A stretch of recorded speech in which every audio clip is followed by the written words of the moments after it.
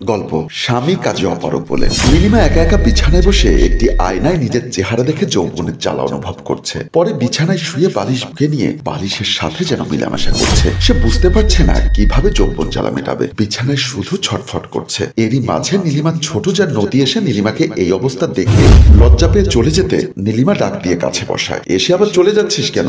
এসে দেখলাম তুমি তো যৌবন জ্বালা মেটাতে ব্যস্ত, তাই চলে যাচ্ছি। তুই তো বেশ ভালোই আছিস, তোর যখন মন চায় তখন কাছে পাস। আর আমার স্বামী তো 3 মাস পর পর একবার আসে, তবু 2-1 দিন পর চলে যায়। তোমার যদি এতই যৌবন জ্বালা, স্বামীকে বাসায় রেখে দিলেই তো পারো। ছোট, আমাকে একটু সময় দে না। তোমাকে একটু সময় দেবো মানে? না ভাবি, আমি পারবো না, বেশি কিছু করব না, তোকে জড়িয়ে ধরে একটু শুয়ে থাকবো। শুয়ে থাকলে হবে? বাসার জন্য রান্নাগুলো কে করবে?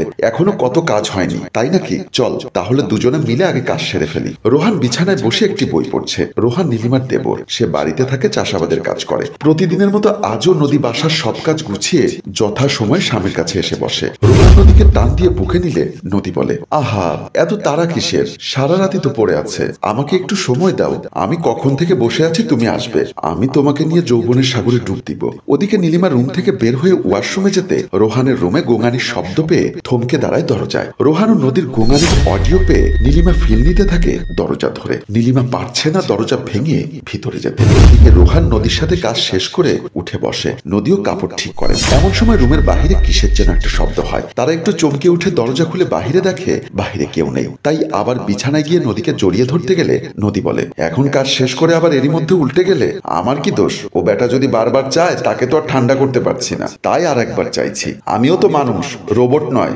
বুঝেছি, তোমার জন্য মেয়ে রোবট আনতে হবে, তখন যত খুশি ততবার করো। আমি ঘুমালাম, তোমার মন চাইলে ঘুমাও। রোহানের মন চাইছে আরো একবার করতে, কিন্তু নদী তাতে রাজি না বলে করতে পারছে না। আর কিছু না বলে নদীর পাশে শুয়ে পড়লো এবং নদীকে জড়িয়ে ধরে তারা ঘুমিয়ে গেল। নীলিমা সোফায় বসে মোবাইল দেখছে আর নানা অঙ্গভঙ্গি করছে। মোবাইল দেখে হাসছে, আবার কান্নার ভাব করছে, আবার অবাক হচ্ছে। এরই মাঝে কলিং বেলের শব্দ শুনে নীলিমা দরজা খুলে দিলে দেখে তার স্বামী আকাশ। নীলিমা আকাশকে দেখে জড়িয়ে ধরে আদর করতে চাইলো। আকাশ তা করতে না দিয়ে ভিতরে ঢুকে সোফায় বসে। নীলিমাও আকাশের পাশে বসে বলে, আচ্ছা তুমি প্রতি মাসে আসতে পারো না? তাহলে তো আমি তোমাকে প্রতি মাসে কাছে পেতাম, প্রতি মাসে তোমাকে আদর করতে পারতাম। কি সব কথা বলে যাচ্ছ? আমি এসেছি কত দূর থেকে, কোথায় একটু ঠান্ডা পানি দেবে, ঠান্ডা শরবত দেবে, তা না বক বক করেই চলেছ। আর আমি তো ওখানে গিয়ে হাওয়া লাগিয়ে ঘুরে বেড়াই না, অন্যের চাকরি করি। আমার একটা বাধ্যকতা আছে, বললেই তো আর চট করে চলে আসতে পারি না। মাঝে নদী এক গ্লাস শরবত এনে দিয়ে বলল, ভাইয়া নিন, শরবতটা খান। নদী, ভালোই করেছিস বোন, তোকে ধন্যবাদ। ধন্যবাদ দেবার কি আছে? পরিবারের বড়জন বাসায় এসেছে, দাদার গলার আওয়াজ শুনে শরবত করে নিয়ে এসেছি। অনেক দূর থেকে এসেছে, তাছাড়া যে গরম পড়েছে।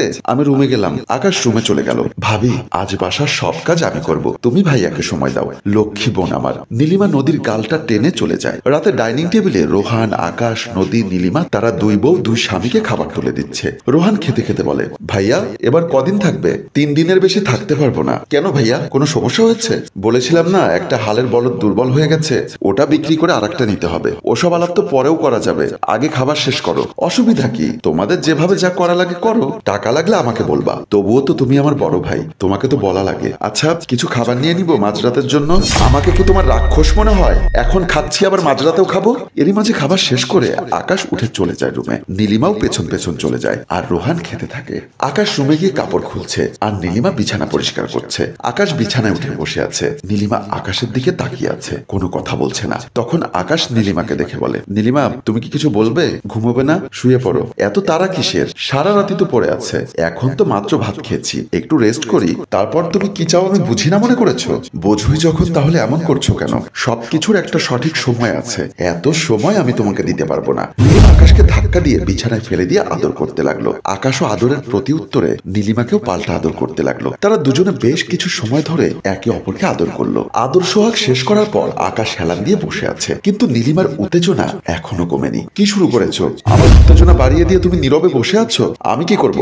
আমার শরীর কাজ করছে না। কাজ করবে কিভাবে? হ্যাঁ, দূর প্রবাসে যদি মেয়ে নিয়ে অকাম কুকাম করতে থাকো, তুমি আর যাই বলো, আমার চরিত্র নিয়ে কোনো কথা বলো না, কেমন চরিত্রবান লোক দেখলাম তো। আকাশ আর নীলিমার দিকে তাকাচ্ছে না, কারণ নীলিমার চাহিদা সে পূরণ করতে পারেনি। আমাকে একটু সময় দাও, আমি আবার চেষ্টা করব, এইবার ঠিক হয়ে যাবে। বাড়িতে বউ থাকলে পুরুষ মানুষকে রোজ বউয়ের কাছে আসতে হয় বউয়ের খোরাক মেটাতে। রোজ আসলে যে পেটে গামছা বেঁধে থাকতে হবে? ঘরের বউকেই যদি শান্তি দিতে না পারো তাহলে এত টাকা দিয়ে কি হবে? নীলিমা আকাশের গায়ে একটা ধাক্কা দিয়ে চলে গেল ওয়াশরুমের দিকে। আকাশ হতাশ হয়ে বিছানায় বসে আছে।